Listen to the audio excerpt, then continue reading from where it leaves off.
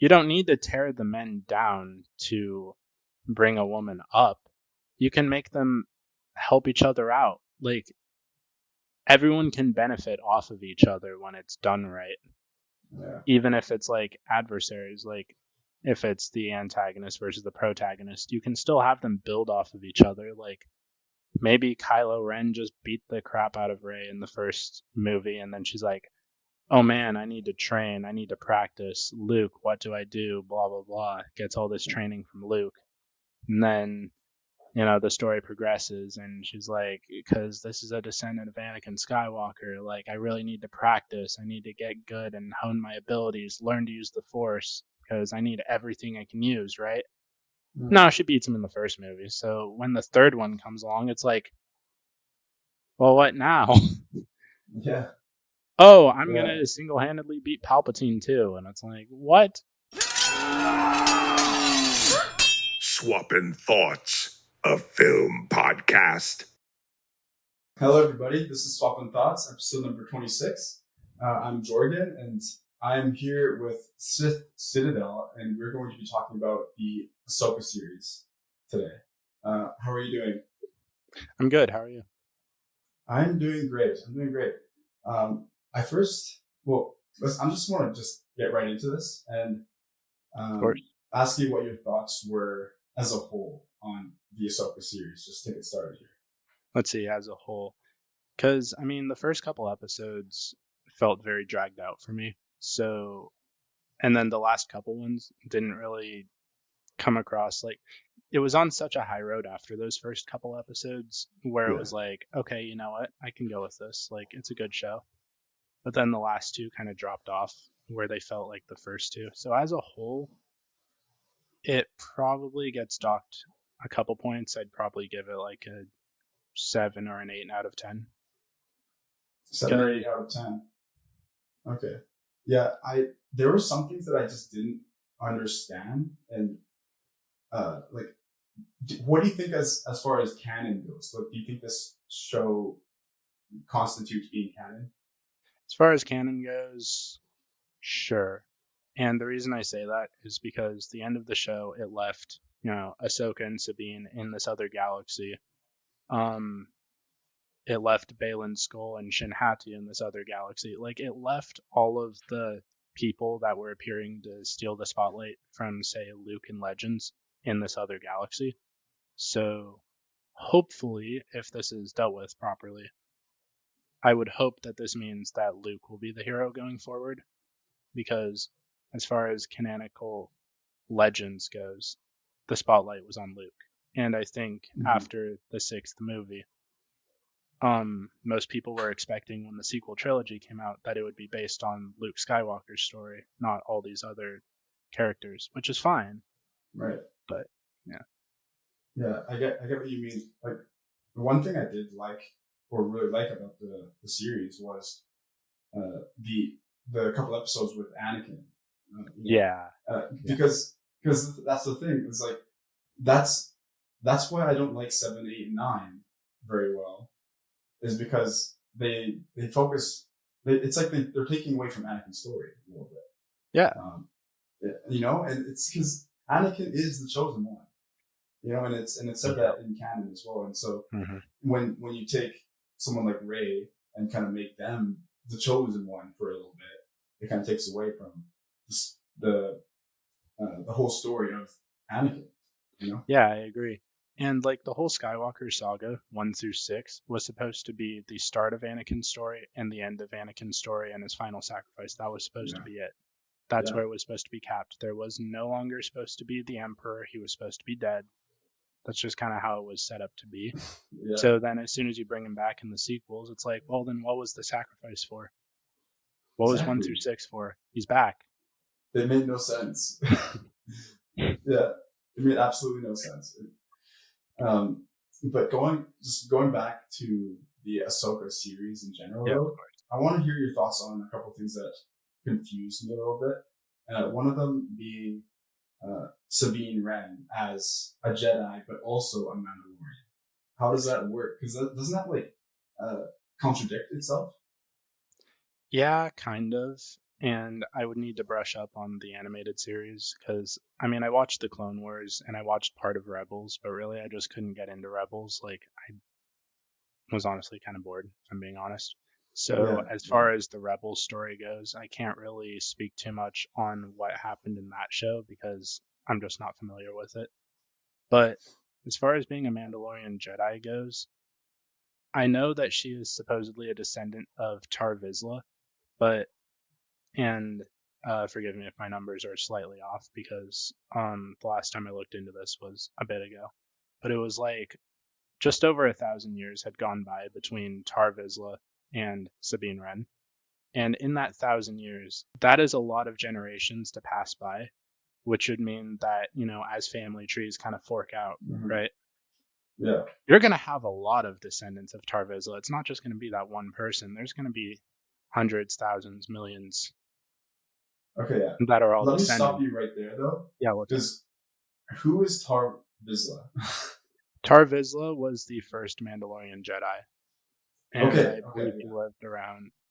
I believe he lived around 1,100 BBY before the Battle of Yavin. So supposedly she was a descendant. So people were saying, like, you know, it makes sense that she's force sensitive. It makes sense that she could be a Jedi because she's a descendant of Tar Vizsla. But personally, that is not something that I subscribe to because it's like, then why weren't there more? Whether it's in line with Mandalorian culture or not, when you have that many descendants, are you telling me that the first one was after over 1,000 years? True, yeah. Like, you see what I'm... Yeah, wouldn't there be more descendants?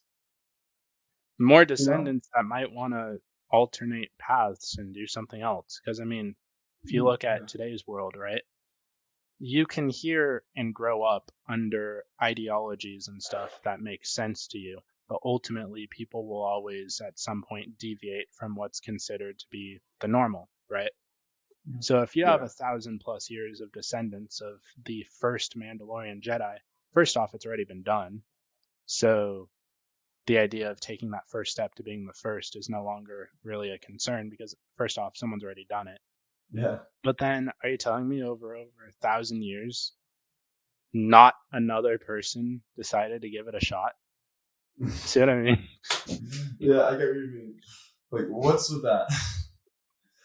I don't know. But and with that too, like, wouldn't there be a separate tribe of Mandalorian Jedis? At that point, it's like, why not? Sure, they hated each other. I don't actually remember why, but yeah, but well, maybe it's because they had very separate beliefs. Like, their beliefs were different. Very possible. Yeah. I know that it was talked about. It's just I need to brush up on my animated shows because the last time I watched them in depth, I was probably 14 or 15 years old. I'm 20 now, almost 21. Yeah. It's been a while. The only animated one that I actually watched was the Clone Wars. Yeah. And I loved the Clone Wars. It was really So did I. Yeah. Yeah. The Clone Wars, like, the reason why the Clone Wars were amazing was because it also focuses on Anakin's story and to him leading up to being evil, right? Leading up to Darth Vader. Yeah. Leading up to Darth Vader, and that's what made it a great show. Right? Yeah, there were moments of it where you could actually see Vader kind of mix with Anakin, even in the Clone Wars and stuff. When they showed the shift between Anakin and Vader in the Ahsoka show, it perfectly showed how that dynamic was kind of building already between Anakin and Vader, the two personalities. So, like, when Ahsoka went into the world between worlds and you saw, like, the flashes between Anakin and Vader, whether it was during the Clone Wars scenes or during being inside the actual world between worlds, where he'd be like, you lack conviction, and it would flash between Anakin and Vader. To the best of her knowledge, she's fought him as Anakin. She's fought him as Vader. Because there was always that little bit of Anakin that was in Vader. But she remembers bits and pieces of what other people probably noticed as well through Anakin's training, that he is not a traditional Jedi. Like, this could go horribly wrong at some point. Yeah, and that's something that I wanted to address as well. You mentioned the world between worlds. And is that like the blue area where they're on that blue strip? Is that? Yeah, that's the world between worlds. And I know that it was expanded on in Rebels and stuff, but Okay. I don't remember much of it because I got bored of the show in general. But the world between worlds, according to my understanding, is essentially just like an out of dimension world between worlds, I guess. Yeah. Okay. And how did she get there though? Like she kind of falls off the cliff, right? Ahsoka does. And that kind of So brings her in there. to the best of my knowledge, there's like portals and stuff throughout the galaxy that can lead you into the world between worlds, or if someone's in the alternate dimension, someone can pull you in. So I do remember seeing somewhere there was a clip where like Ahsoka was fighting Vader on some planet, and then Vader was about ready to strike Ahsoka down, and then Ezra pulls her in to the world between worlds because somehow he had some ability to get in there or something. I don't remember off the top of my head, but interesting. So when Ahsoka fell off the cliff, I'm not really sure how she got in there. Like, was Anakin in the world between worlds? Because I mean, we know he's a Force ghost, so we know that he's already out of the traditional dimensional space. So it's like, did he pull her into the world between worlds?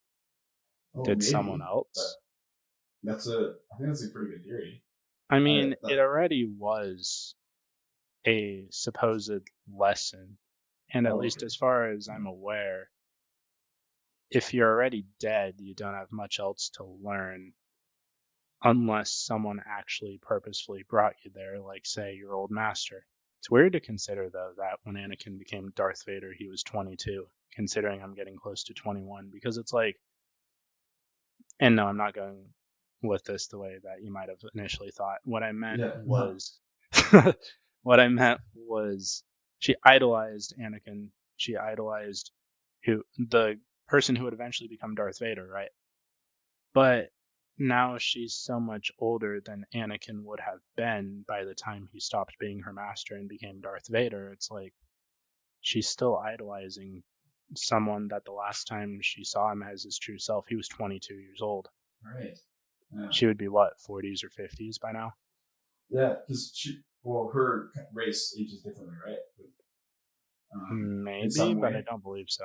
I don't believe so. You don't think so? Oh, okay. Because she looks, I mean, she looks like she could be. I mean, she looks pretty young, but she's like a lot older. She looks young, but even if they did age differently, and maybe this is just how she was cast, I would give no younger than, say, like our equivalent to 30, 35.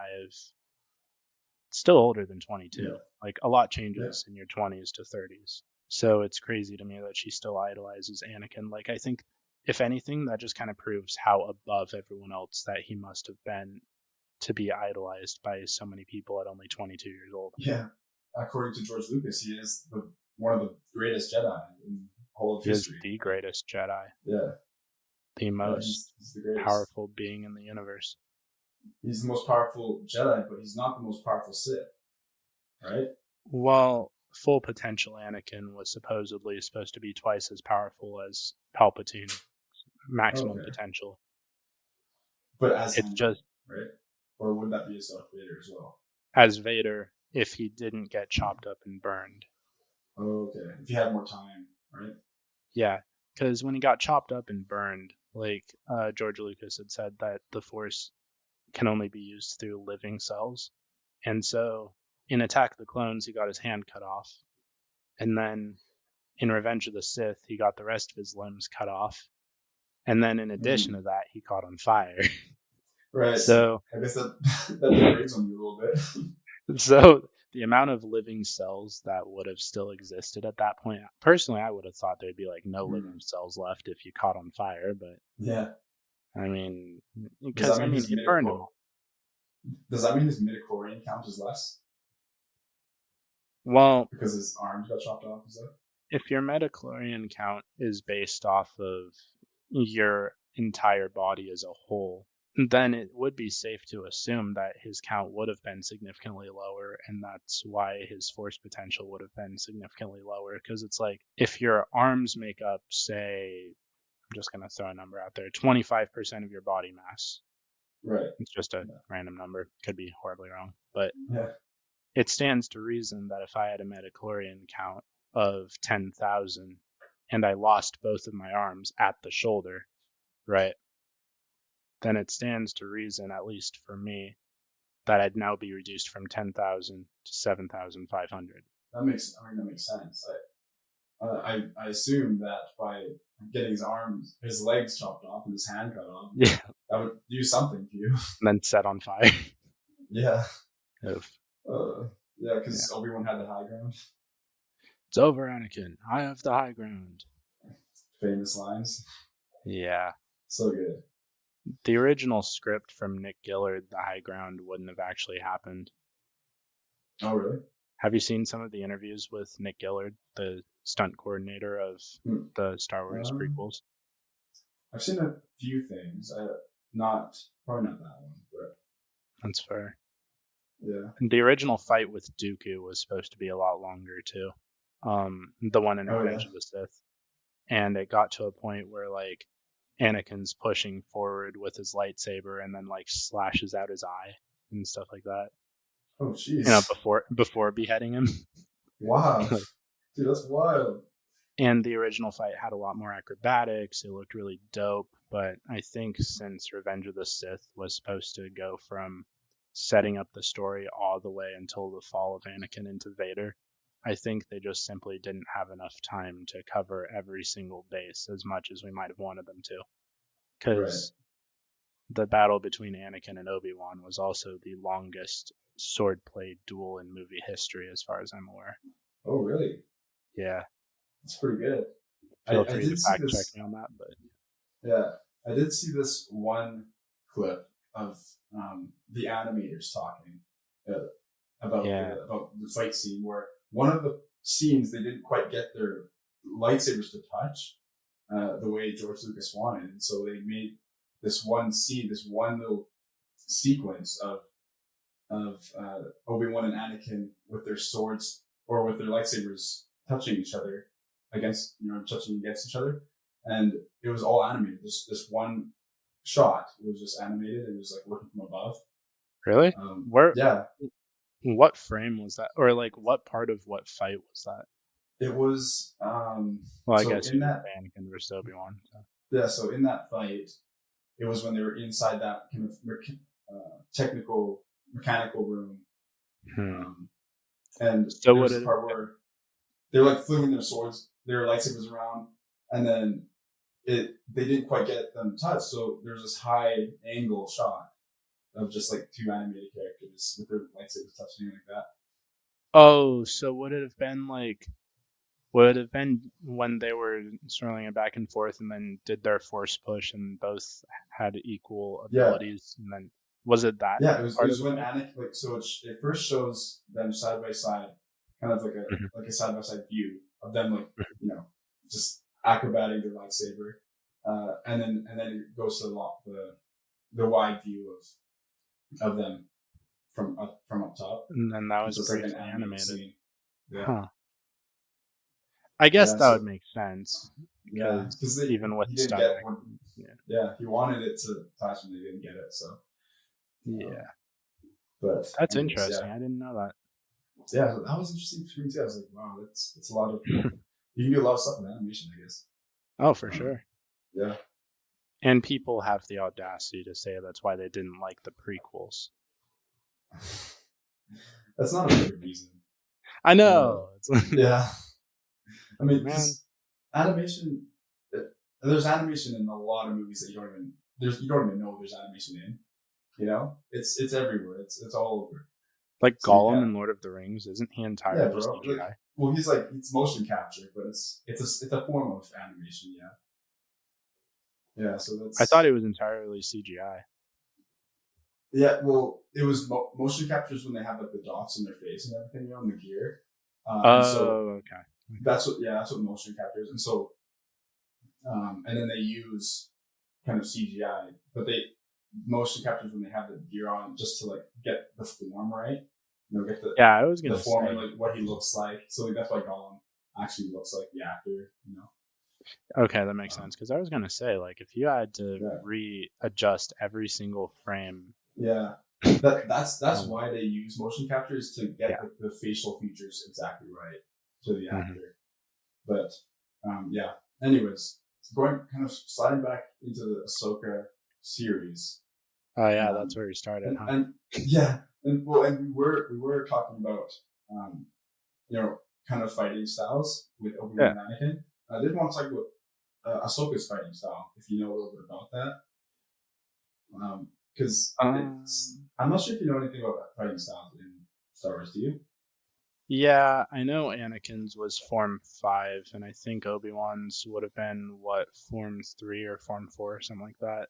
Okay. I don't know the specific forms. I just know that when I saw Ahsoka, the reason why that popped in my head is because I see Ahsoka with a wide stance, a very wide stance, when she's getting ready to fight. Oh, okay. And I'm not sure what kind of can of worms I had an issue with Ahsoka, actually. That's an issue? So, personally, as far as all of the lightsaber fights in Ahsoka went, I watched it and it kind of took me out of the scenes, if I'm being honest, because I'm used to seeing fights that were choreographed by Nick Gillard from like the prequels. So like even when I saw Anakin fighting, he did have his signature behind the back twirl and stuff. Yeah. But beyond that, the choreography was entirely different. So it didn't even feel like the same Anakin, because it's like when you watched Attack of the Clones and Revenge of the Sith enough times, you have like a pretty solid, I'd say, understanding of like generally how Anakin's body moves when he fights and like different maneuvers and stuff that he tends to use. But then in the Ahsoka show, when it's all different, except for the behind the back twirl and like the flip around, like the spin around twirl thing, those two I'm used to seeing in like Attack of the Clones, Revenge of the Sith. The rest seemed more choppy, I guess. And I don't know if there's an in-universe answer, but on the outside, it's just because you had different coordinators for stunts. And so it's like, I'm not trying to say that you can't hire very talented people, like, because Nick Gillard's getting kind of up there in terms of age, so he won't be around forever. So I'm not saying in like 2050 you need to hire Nick Gillard still. I'm just saying it was enough of a deviation where it actually took me out of most of the lightsaber fights, because I was like, because if you were to take how Anakin fought in the prequels and you were to adjust that for Ahsoka, then it would be like, okay, so you emulated his general fighting style. Like, I'm sure Hayden remembers a lot of the certain maneuvers that he did, which I'm sure is why he did like the two that I mentioned before, right? Behind the back twirl. Yeah. Yeah. And the one where he'd like spin around and do the behind the back twirl too, like those ones, right? Yeah. So obviously he remembered some of them, and I'm sure if he was given a little more creative freedom, I'm sure he could have brought in more as well. But it's more, you could tell that it was set up by someone differently, because the moves that you were used to seeing Anakin use and the ones that he used in Ahsoka were very different. Oh, even when you saw Anakin in Ahsoka, it was very different. Yeah, it was very different. And I was like, okay, I recognize two moves. The rest of it, it's like, wasn't really the biggest fan, actually. He still did his behind back twirl in Ahsoka. Yes.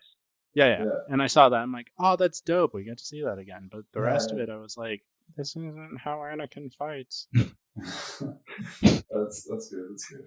Yeah. It's because you're so used to having these characters be portrayed how the choreographers portray them.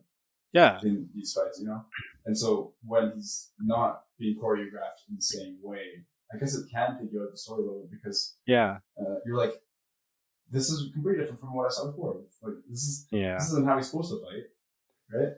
Yeah, I'm not trying to be nitpicky, but a way that I could describe it is like, I'm sure when you were in school, there were certain people where it's like, they probably don't even remember who teaches what. They just show up to class and they're like, all right, let's get to the point so that I can leave, right? Yeah. You have those people that just show up to class, don't care, just want to get to the point, leave, and that's the end of it, or don't even show up to class. half of those people might not even notice that there was a substitute teacher. But if all of a sudden they go on a total side tangent, and it's like what you're learning has nothing to do with what you were doing in the class before, and all of a sudden you have a test on it, you're like, now wait a second, this isn't what we were doing like at all, and I didn't even care to be here, but I noticed it. Right. Yeah. Now, going into the Ahsoka show, obviously I cared enough because like I have a Star Wars channel, I love Star Wars, I'm into Star Wars, but it's like I wasn't going into Ahsoka thinking, okay, I see Anakin versus Ahsoka. How can I break this down as much as possible and talk about all the issues? I was seeing it. I'm like, okay, we have Hayden. Like, we're going to see a lot of what Hayden used to do in the prequels. So this isn't to say that I didn't care. It's just I would have been in more of the position of if they were similar enough, I wouldn't have even thought about it.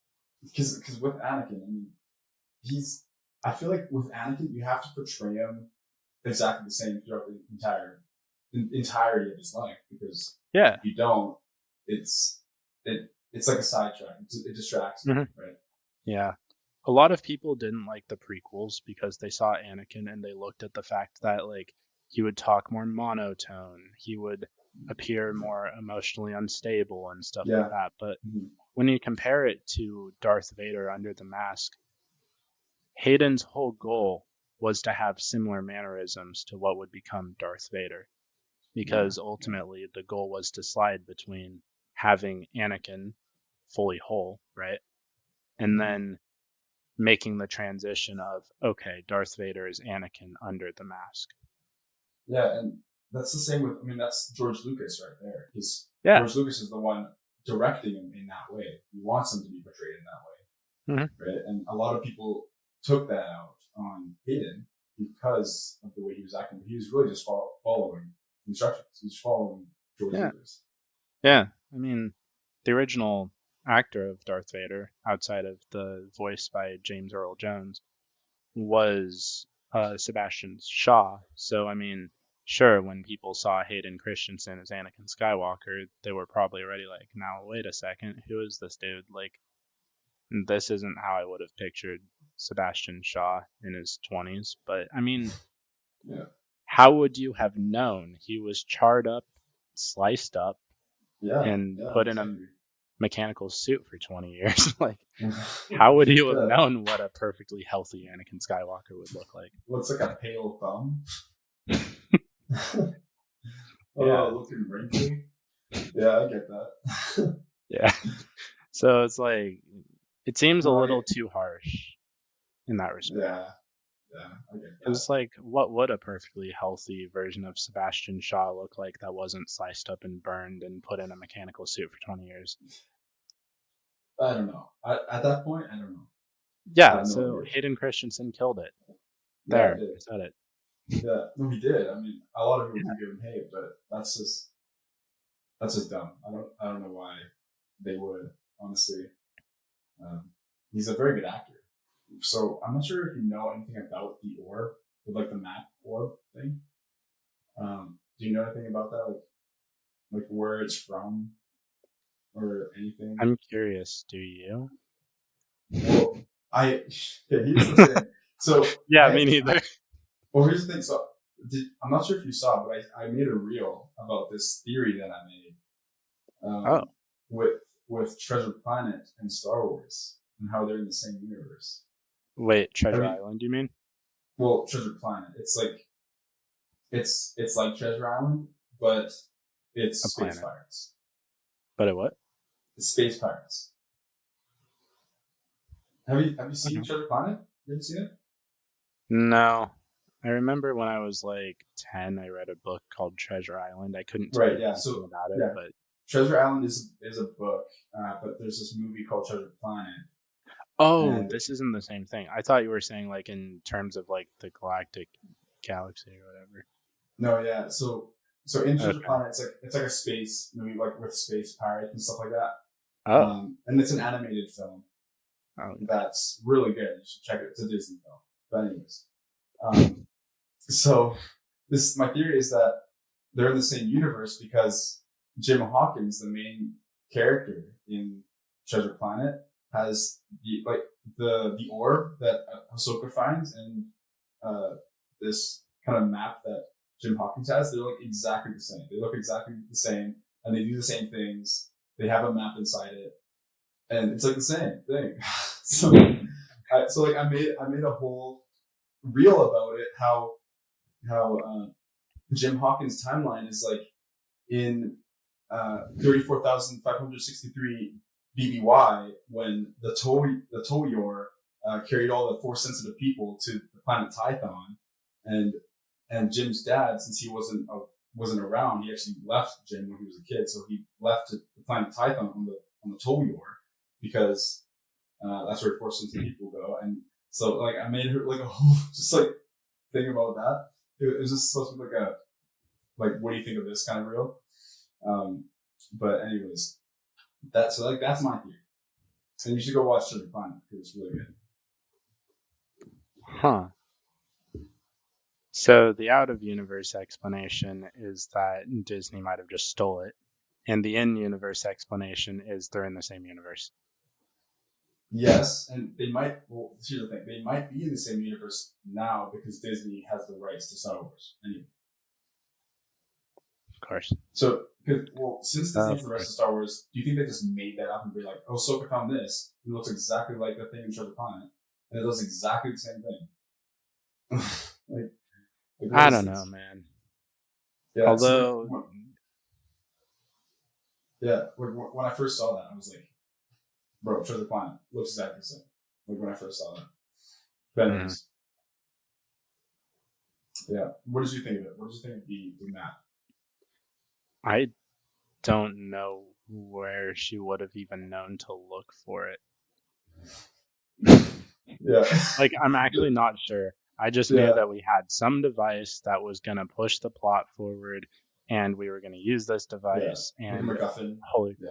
Yeah, we needed this device, and now Balin destroyed it. So now we need another way to push the plot forward. So we'll find the space whales. Yes, and that's another thing I'm curious about. Space whales. That's the first time I actually saw them because I never saw Rebels. I heard about them in Rebels. Like, they can go into hyperspace. I was like, why? They weren't just traveling in hyperspace. They were able to take it a step further and travel even faster.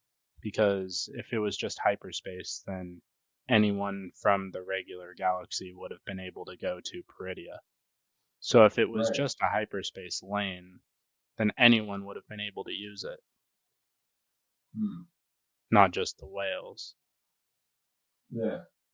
So I don't really know what the point of them were, because I remember hearing in the Ahsoka show that like Ezra did a thing, and then Thrawn and Ezra got stranded, and Ezra was the hero because of something to do with the space whales. But beyond that, like I'm not actually sure. Yeah, me either, man. Like I have no idea what they're all about. Like I kind of read about them on like a fandom page, but I don't know if it said anything about like where they're from, because I'm kind of curious like what kind of brought about these space whale things, you know? We know where they die now, but we don't know where they're from. Right, yeah. It said that they go to Peridia there's the bones of like the ring around it is their bones, right? Yeah, so they go to Peridia to die. Right. So we know where they die, but where do they come from? That's what I'm saying. Like, I don't know. No idea. They gotta explain that. Maybe if they just make a whole show dedicated to these whales.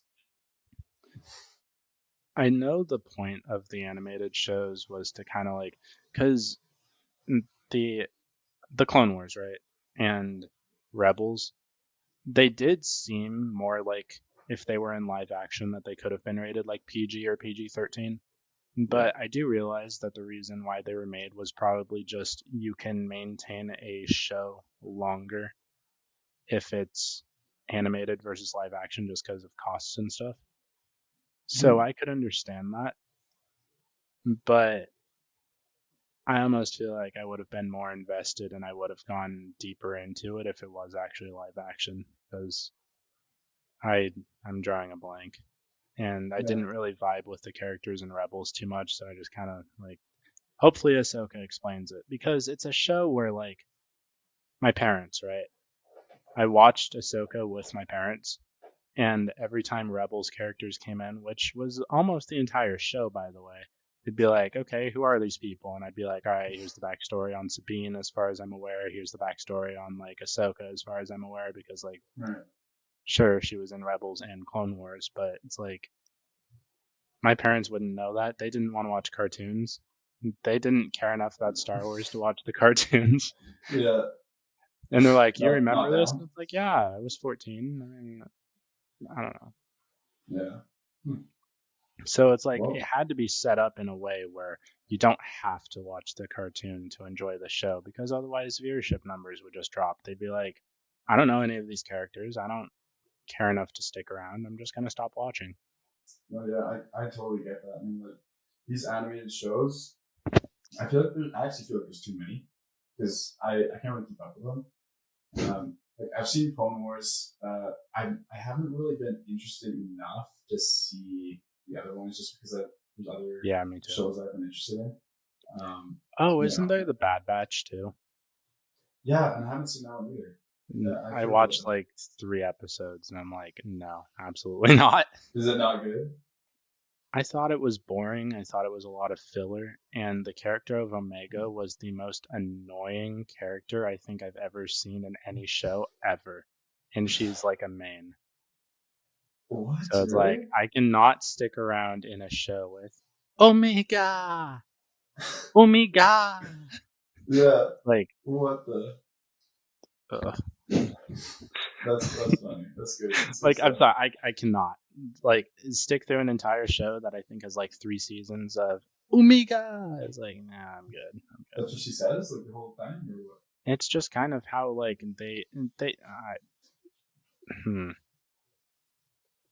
if you have an overly needy only child that happens to be young but not super young, but very important, and they need to drive home that they're important, it's like all of the worst proportions of those different aspects to her character are capitalized on, to where she just comes out as the most annoying character I think I've seen in any show I've ever watched. Yeah. Oh, that's good. I'll put that down in my head, not to watch that then. I mean, you're welcome to give it a shot, and if you disagree with me, that's dope. But I mean, I just don't advocate for wasting time personally. Yeah, like that, I wouldn't want to watch a show that's like that for however many episodes has. Suppose, yeah, because isn't it like 16 per season, like 16 to 20? It's like, I can't stick around for 16 to 20-minute episodes per season listening to this. Yeah, and honestly, even the Clone Wars was pretty long. Like some of them felt a little dragged out a little bit. Well, I mean, yeah, that's why I was saying like Clone Wars is kind of like, because it built Anakin's story, right? So that I could subscribe to, just because it's like it's more content related to Anakin, which is related to the 1 through 6, and now the Ahsoka show.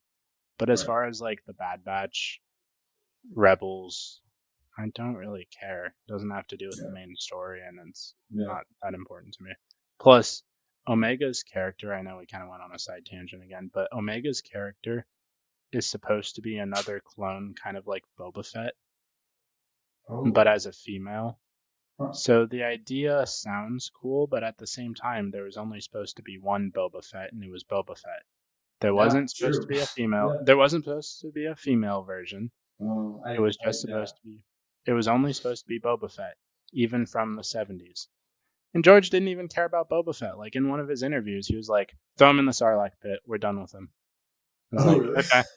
It's like, we're done with you, bro. And then Disney comes along and makes the book of Boba Fett, but this is a character that George in the originals was like, just throw him in the Sarlacc pit. We're done with him. He's dead. That's good. Yeah, and then they keep bringing back to life. Yeah, I'm just gonna torch the Sarlacc and then throw a seismic charge in it. So, okay. Yeah. Sure. You know what I'd be more interested in is a series about Origins of Palpatine or something, or Origins of Yoda. And the fans have been talking about both of those points for years, and instead we get, we're gonna go into the aftermath of like Obi-Wan, and we're like, okay, strap in, this is gonna be dope, this is gonna be awesome, and then nope, we got Reva. Nope, we have a Disney chase scene where 3 adult alien men cannot catch a 10-year-old who runs worse than me when I was 10. It's pretty bad. Like I don't get why they don't just listen to what we're saying. Like we're saying, we need to double down. Like some Palpatine origins here. Like I want some of that. Give me a taste. That was sweet. Disney Star Wars has been crashing and burning so much over the. Like I'm curious. Like before I continue my sentence, do you like Disney Star Wars, or are you kind of like? No, okay. That's why I never really watched. Like sometimes I watch them out of curiosity, but a lot of the stuff I don't typically like. I watch maybe one episode and go. Yeah. I mean, I'm open to all opinions and I'm open to debate anything. I just didn't want to come across as so straight up, just in case that you did actually like the Disney Star Wars I agree universe. With that. Like Disney's definitely brought it to a whole new level. Yeah. So where I was gonna go with that statement before asking was essentially the sequels crashed and burned, right? Like for the most part, most people didn't really like the sequels because it felt like an illegitimate continuation of what we thought would be legendary characters, because they were. Most of the main cast was on a high after Return of the Jedi, and then the sequels came along, and people will dog on The Last Jedi for what it did to Luke. I would argue that The Force Awakens was already screwed by not having Luke. But then they have this character that had no training. Like Rey with no training, according to Disney logic, would absolutely just kick the crap out of Anakin, because even with his, because he got adopted by the Jedi when he was 9, and then he turned into Darth Vader at 22. So 13 years of training, and he still lost to, say, Obi-Wan. Like, he trained really hard and had his struggles and stuff, but then Rey comes along, no training, and then she's just like, I'm going to kick the crap out of everyone. And it's like, according to Disney logic, it's like, well, Anakin, after 13 years, still fell to Obi-Wan, and Rey would just absolutely annihilate everyone, including a descendant of Anakin himself. So, why not? According to Disney logic, she's a descendant of Palpatine somehow. Yeah, so even that's just simple math, because remember what we were talking about earlier with Force potential? Anakin at his maximum potential before becoming Darth Vader, which, by the way, when Padme became pregnant, Anakin had not been sliced up and burned yet. He still would have been healthy when they conceived. When you have a descendant of Palpatine and you have a descendant of Anakin, if they're both in the same generation, and Anakin is supposed to be 200% of Palpatine, then it's just simple math that if you're going to compare 2 of the same generation, that the descendant of Anakin should still be twice as powerful as the descendant of Palpatine. That's just how it's supposed to be. Yeah. Yeah. True. And not to mention, Kylo Ren had trained under Luke. He had trained under Snoke. I don't give a crap that people say that it was actually Palpatine the whole time. That was just a last-second decision. But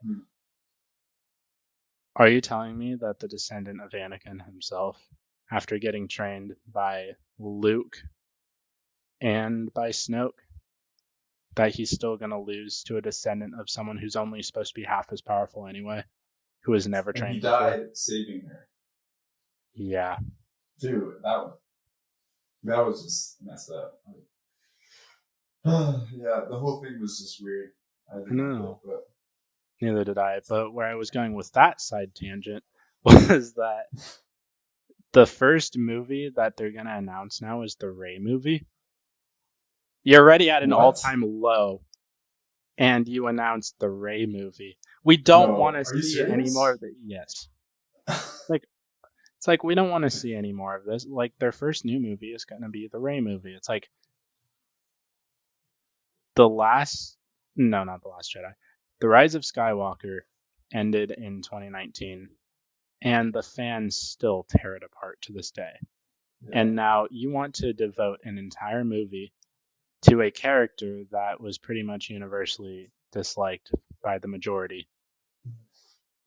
To continue that story that people didn't like? Yeah.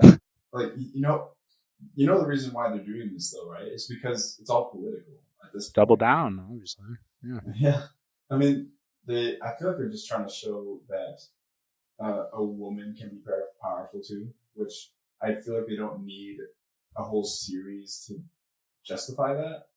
But I don't know. I feel like that's where they're going with that, like with the whole Rey thing and having it being almost the exact same storyline as Luke. There were always very cool female characters in Star Wars. You got Padme, you got Leia. You do have very powerful woman figures in Star Wars already. Yeah, exactly. And I feel like you don't need to add on to that. You don't need to tear. Yeah. You don't need to tear the men down to bring a woman up. You can make them help each other out. Like, everyone can benefit off of each other when it's done right. Yeah. Even if it's like adversaries, like if it's the antagonist versus the protagonist, you can still have them build off of each other. Like, maybe Kylo Ren just beat the crap out of Rey in the first movie, and then she's like, oh man, I need to train, I need to practice. Luke, what do I do? Blah, blah, blah. Gets all this training from Luke. And then, the story progresses, and she's like, because this is a descendant of Anakin Skywalker, like, I really need to practice. I need to get good and hone my abilities, learn to use the Force, because I need everything I can use, right? No, she beats him in the first movie. So when the third one comes along, it's like, well, what now? Yeah. Oh, I'm going to single-handedly beat Palpatine too. And it's like, what? Yeah, it made zero sense. And it just, that alone, like, bringing back Palpatine might have been like the worst decision. Well, even when they did that, and I was thinking, oh man, this is already a disaster. The one thing I was hoping is, please, whatever you do, since you already decided to destroy Anakin's legacy, just don't make Palpatine go out like a loser. And sure enough, he went out like a loser. He didn't have the... Okay, so some might argue that in Revenge of the Sith, he kept firing Force lightning and it melted his face and stuff. Yeah. Sure.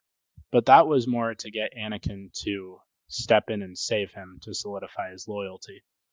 But when he's actively trying to destroy Rey and there's absolutely nothing else in the context of that fight, he's already melting his face off, and she's supposedly standing up to him just fine. At that point, I'd just find a different way to attack, because it's like you are literally aware that you are melting your face off, and you can stop at any point and do something else. Yeah, he's trying to bait him. Trying to bait Anakin into helping him. Yeah, but in the fight against Rey, like, he's not trying to bait anyone else. It's literally just, I'm frying my face off, and rather than find a different way to destroy you with my new Super Sith abilities, I'm just going to continue to melt my face off. Yeah. She shouldn't have been able to do what she did anyway, but, like... Yeah, exactly. Even if that's how he was going to go out, it's like, find a different way to attack. If you're already melting your face off and she seems to be doing fine and you're just roasting your face, like, that just doesn't make sense to me. Neither did the rest of the whole trilogy, but... Mm-hmm. I think this is like one of the last points I had. Do you know anything about Dathomir? Because that's where they were. Actually, no, this is the second last point. So I have one after this. But Dathomir, do you know anything about the history behind Dathomir? Dathomir. Okay, so that was the original home of the Nightsisters. So, they were a group of witches, basically. Right.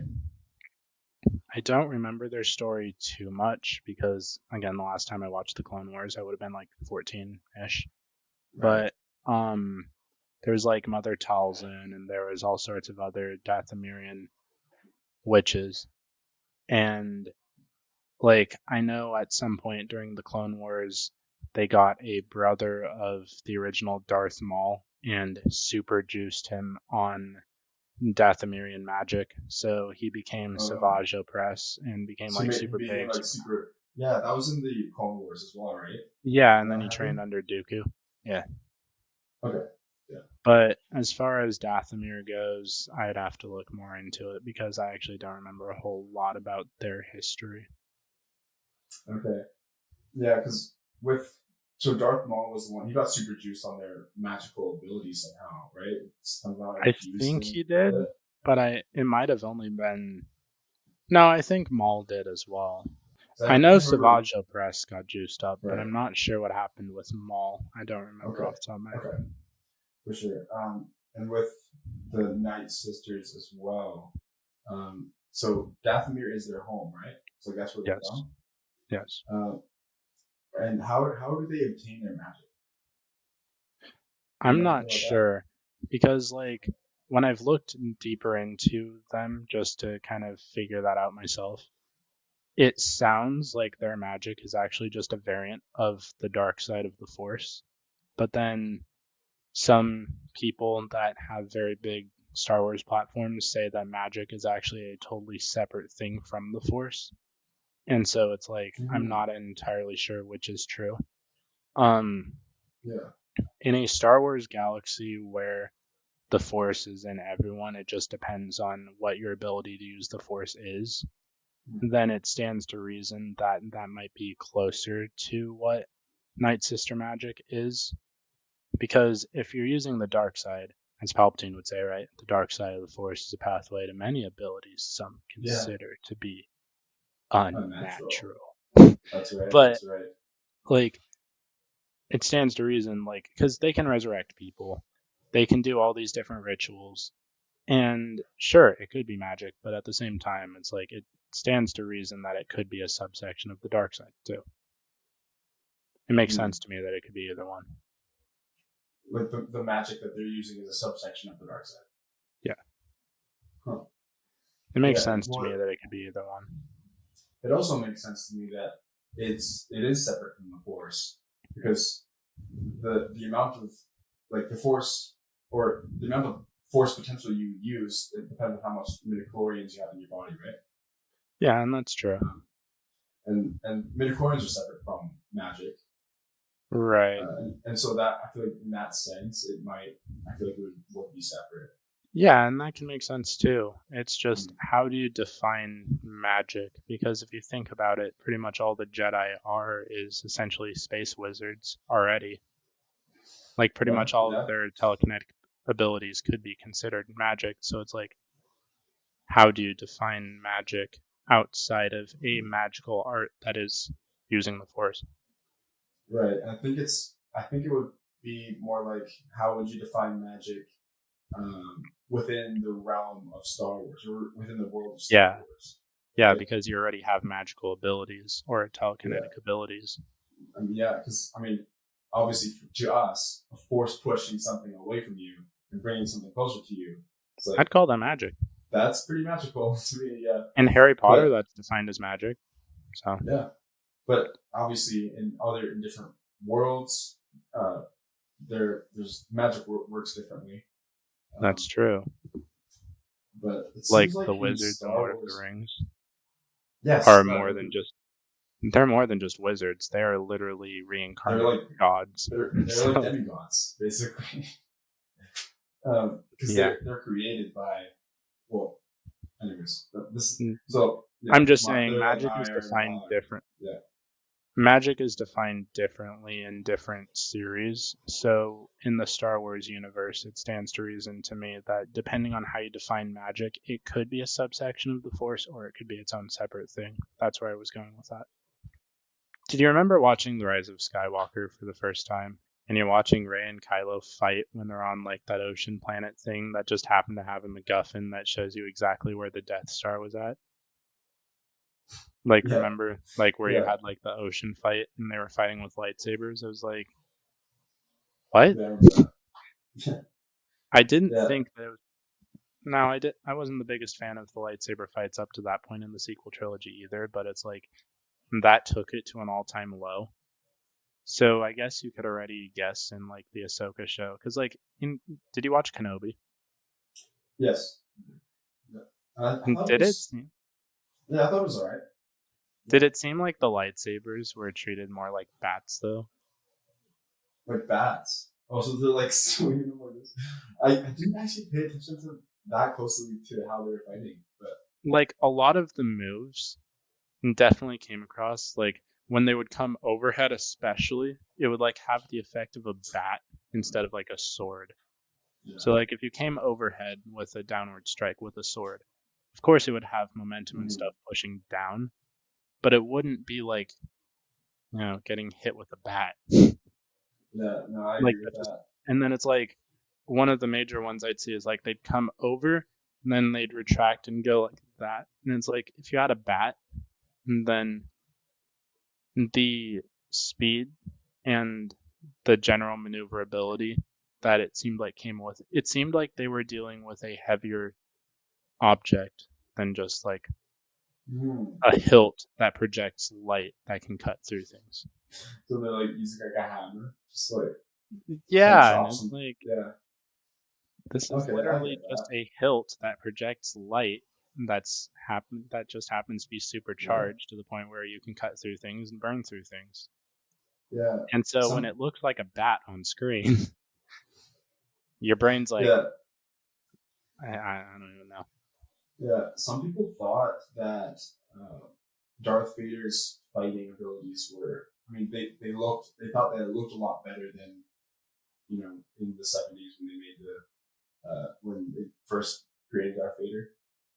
When like the battle with Obi-Wan and Darth Vader when Obi-Wan dies.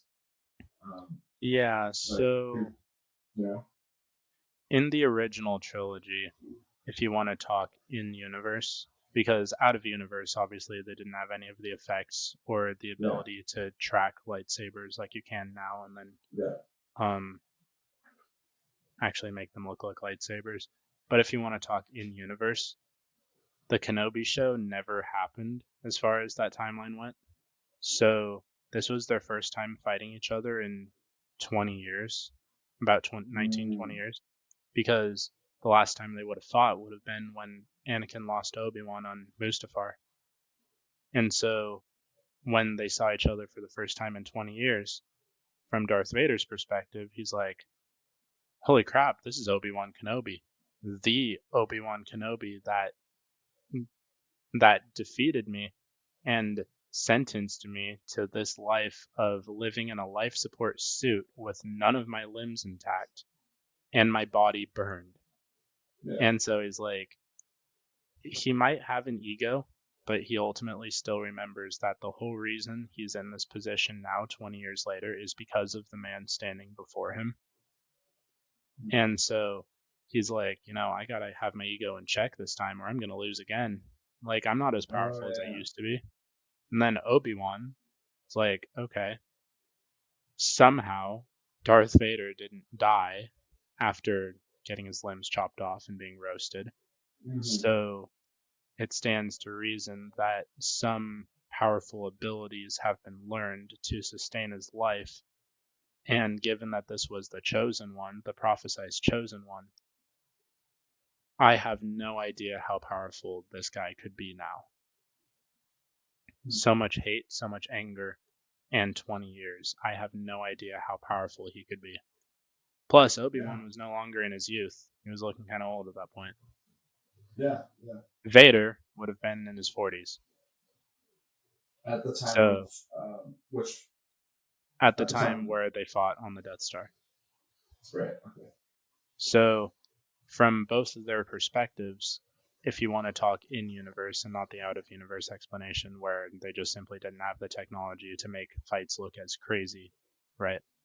In universe, they both hadn't fought for 20 years and they both were trying to play it safe. They were like testing each other's abilities, not really sure what was going to happen because, like, I went into depth on both Vader's point of view and Obi-Wan's point of view. They haven't seen each other in 20 years. And the circumstances of them meeting again, Vader doesn't know what Obi-Wan's capable of now, because this is the guy he lost to initially. Now he's in a body life support suit. Obi-Wan. It's like, holy crap, you're still alive. Like, I don't even know how powerful you could be at this point. Yeah, and I mean, obviously, Darth Vader's abilities got chopped in half because since he's in this suit, he can't move very well. So it seems like he can only walk places. He can't really run. You know. Yeah. His ability to move is even limited now. So. Yeah. So he's using the Force to assist his movement. Yeah.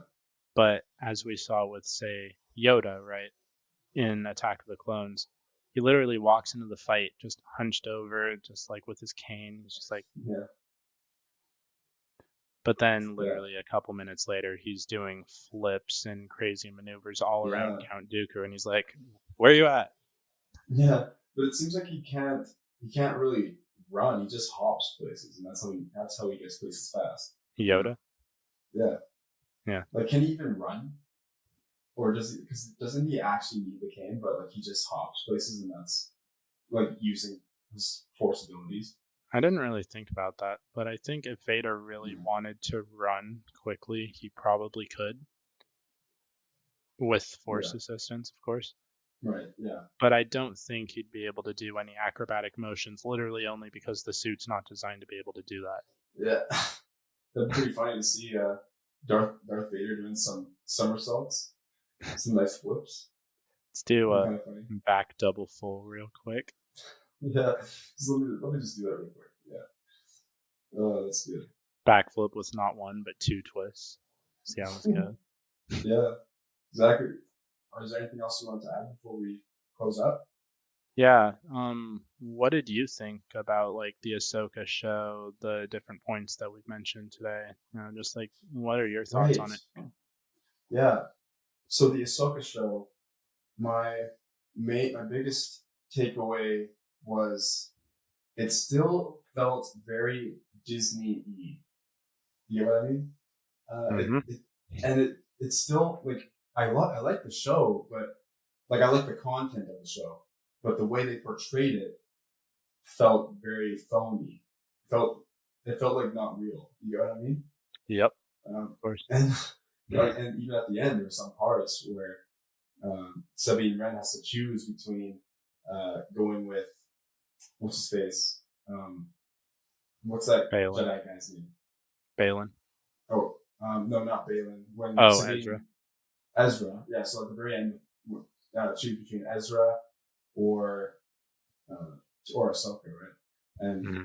And that felt a little cringy to be honest. Like, choosing Ahsoka, like I obviously knew she was gonna choose Ahsoka. It's like something that you already knew was gonna happen, which I'm not a big fan of. But I would rather like to see shows where I'm not expecting what she's about to do.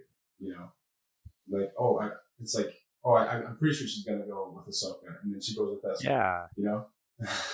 I mean, you don't want your expectations subverted either necessarily, because there's ways that can go horribly wrong. Like you wait all these years for Luke Skywalker to take his lightsaber, and then as soon as he gets to that point, he takes his lightsaber and then pauses for a second and meh. So I see what you're saying. So you don't want that, obviously. Yeah. But you're saying you'd at least like to kind of be like, I wonder what's going to happen next, instead of, I think I know what's going to, yep, that's exactly what I was thinking. Yeah, like I felt like that's one thing within the show is for the majority, not all of it, but for most of it, I felt like I could predict every move that was going to happen. Yep. And I was like, all right, cool. Yeah. So that was my only thing I had about it. But did you feel like the show could have been, well, I don't want to say shorter, it was already pretty short, but I mean, like, did it feel like the amount of content in the show could have been shortened in, like, say, half? Because I feel like they could have covered 1 through 8 in like 4 episodes and then made the show longer to better tell the story. You think it could have? Maybe. Do you think like the duration of each episode felt a little dragged out? the amount of time they spent on Sabine and the whole chase thing of like, Commander Sabine, you need to come represent the Phoenix Squad at this big event and blah blah blah. Yeah. Like Well, that I didn't got a happen. message for well, I got a message for you. Get lost. And then she just keeps going and then finally like, okay, you know what, we're gonna try and obstruct you, and then she's like, I'm gonna skid under you and we're gonna keep doing this Yeah.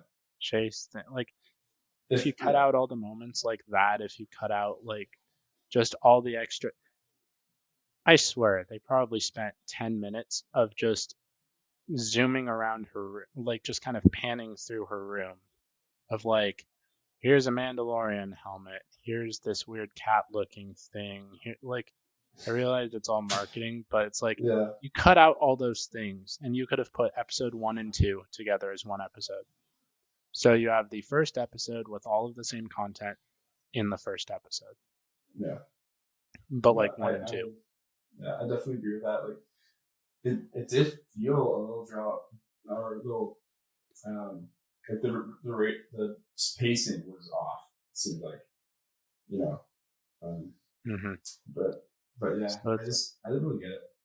Because when the show ended, it was like we watched 8 episodes, and personally, I kind of felt cheated because it's like it took us 8 episodes to get this far. Like you could have told so much more of a story. First off, make it longer already. Like let's make this 10 episodes. Let's make this 12 episodes. You gave what, like 12 or 16 or something like that to Andor. Yeah. Andor Yeah, felt dragged on too, but it's like put more content into the story. Yeah, and I think that's Disney's downfall. Actually, is the stories. It's like they don't put enough effort into the stories. I feel like. Do you watch Star Wars Theory at all? I've watched clips, not full things, at least not recently. Yeah. I was curious because he made a video which was basically talking about like Disney's downfall in terms of like all the different decisions that they're making and stuff. So like they spent $90 million on the Kenobi show, which was literally about Obi-Wan Kenobi, Vader, Anakin. It was about Luke and Leia as well, and they only spent 90 million on it. Meanwhile, you have Andor, which got 250 million, about a character that half of us probably forgot even exists. Yeah, I actually never watched the Andor series because I was like, who is this guy? If you're sick and you need to rest, it'll be a good show to put you to sleep for sure. But yeah. But outside of that, like I don't know. But then he also pointed out like She-Hulk for Marvel, also owned by Disney, got 225 million, and most of She-Hulk was just pulling stunts like her twerking with Meg the Stallion, and it's like what? You spent all this money on that, like. So they spent $250 million on Andor, and they spent $225 million on She-Hulk. Neither show is very important in either of their franchises, and you've already blown through $500 million on two shows that don't really even matter for either franchise. Yeah. Well, you know what though? They're Disney. They can do whatever the heck they want. Like that. I think that's the reason. Like they're Disney. They've got a lot of money. So I mean, I know, but don't care at this point. Yeah, but it would be cool to actually enjoy being a Star Wars fan again, because it's like now I'm just gonna be digging into like comics and stuff from pre-Disney, because what else am I gonna cover? Disney should be extracting from the comics.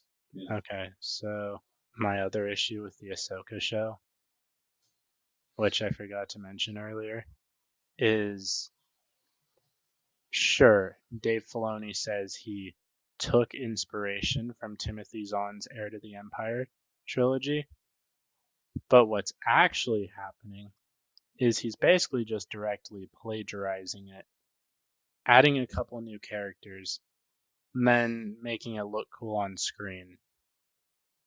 Oh, really? As a guy who has met Timothy Zahn in person, Yeah.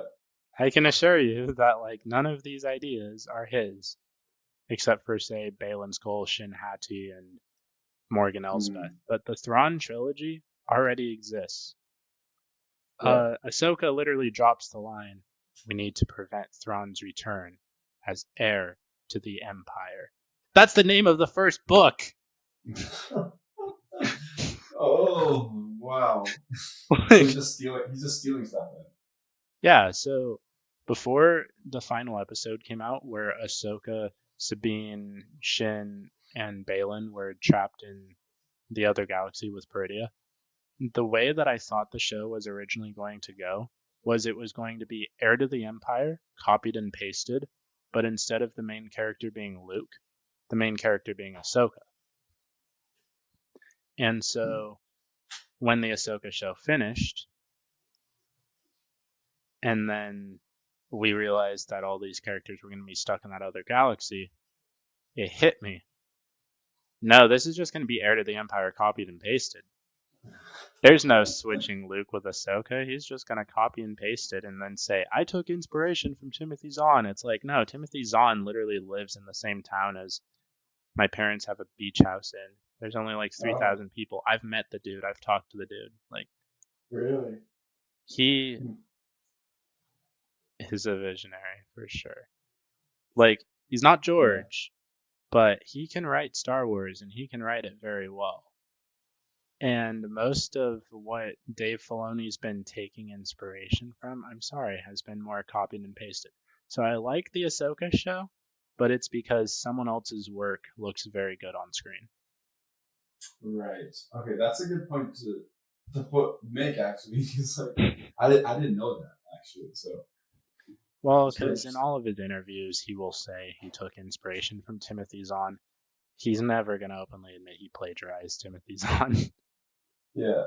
But it's like, if you look it up later, like, I'd recommend looking it up. Like, Disney's not paying royalties to people who they take ideas from either. Oh, really? So they're just stealing it, eh? Yeah, they said something along the lines of they bought the rights, but they don't have all the same obligations that Lucasfilm would have had. But it's like, you don't get to just buy a company and get all the benefits and none of the obligations. That's not how a business works. You still all owe all the same fishy. Yeah. Shady business. A little suspicious there. Sounds kind of shady to me. Okay, everybody. Well, I hope you like this episode. Please like and subscribe. And we will see you on the next episode. Bye.